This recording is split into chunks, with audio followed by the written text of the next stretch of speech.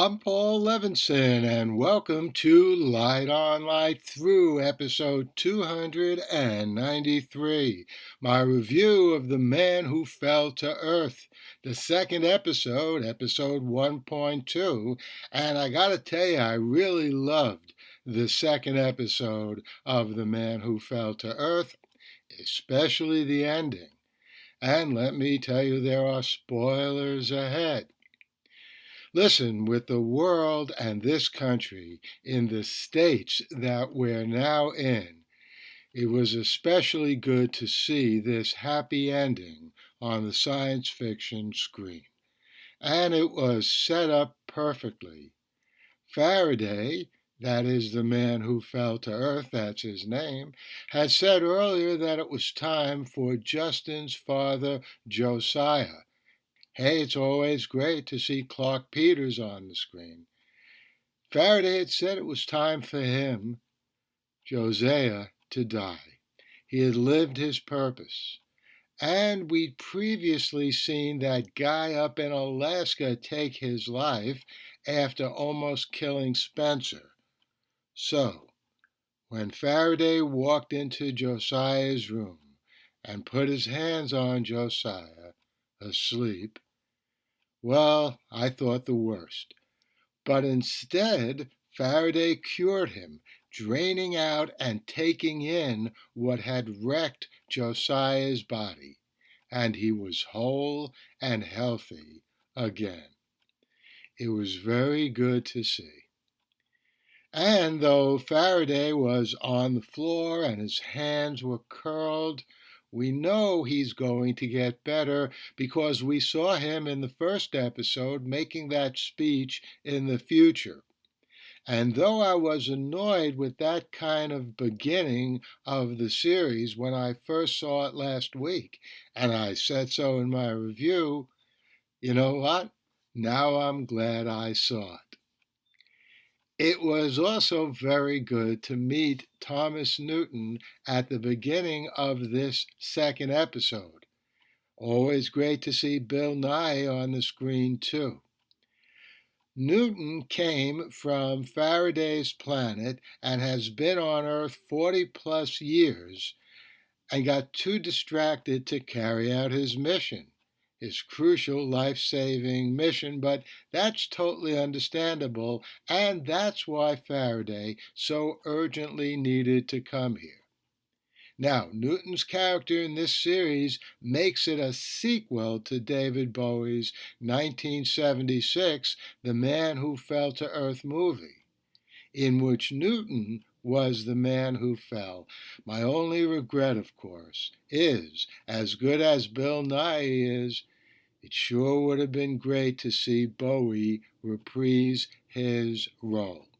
And in the show notes to this episode, you'll see a link to a video of an interview, a very brief interview I did back in 2016 for NBC, talking about the importance of David Bowie in our culture. Back to The Man Who Fell to Earth, the series. Let's talk again about Spencer for a moment. I'm not sure at this point whether he's a good guy or a bad guy. His conversation with Drew in the diner was unsettling. By the way, it was good to see Kate Mulgrew. For some reason, women tend to have names that men usually have in this story. Anyway, at this point, it looks to me like those two could be bad news. We'll just have to see.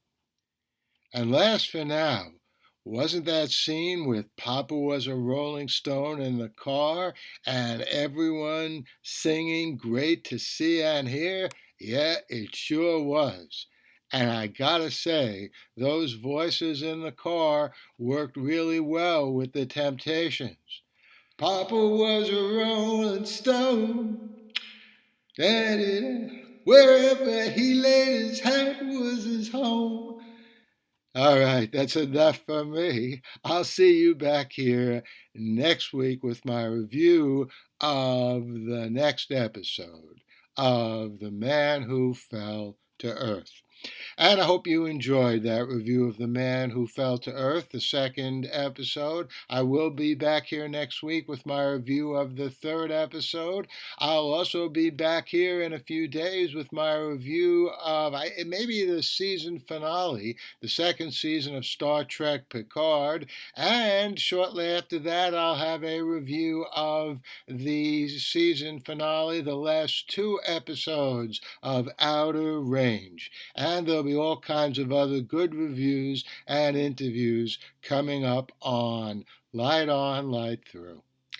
In the meantime, stay safe, stay sound, and do whatever you can to help those brave, heroic people in Ukraine get the Russians out of their country once and for all.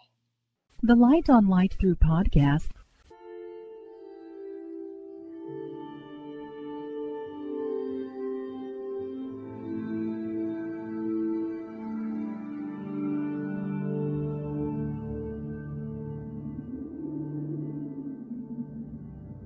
Athens, 2042 AD. She ripped the paper in half, then ripped the halves, then ripped what was left again into bits and pieces of history that could have been.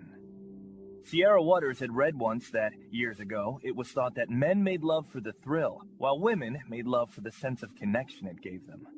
Curled Up with a Good Book says, Sierra Waters is sexy as hell.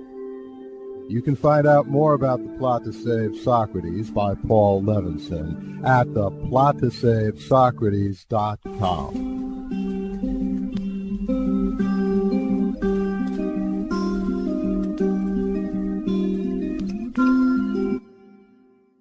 Paul Levinson Silk Code about an ancient biotech war raging on in secret for centuries.